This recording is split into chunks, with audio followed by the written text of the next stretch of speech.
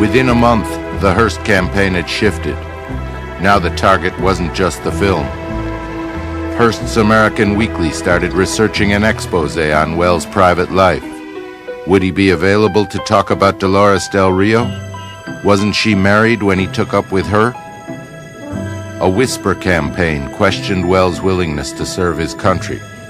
Reporters started showing up at his draft board. There's no secret to how you attack somebody. You call them a dirty son of a bitch, and if you can't use the word son of a bitch, you put it in something else in the paper. And you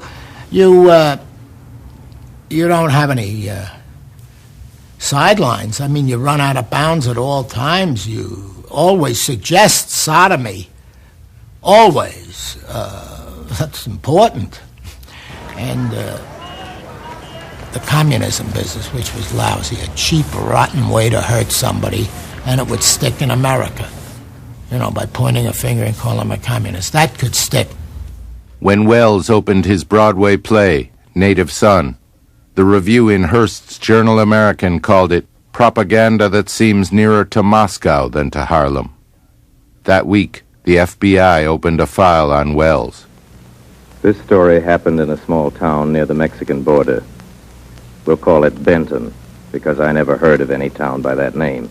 2 weeks later, when Wells joined a celebrated group of writers for a series of radio dramas, the Hearst press called Wells' play communistic. Right here, I want to say that this broadcast isn't intended to be uplifting or inspirational.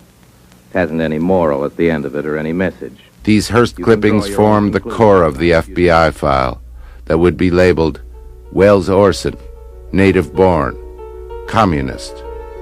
And the FBI file would stay open for years.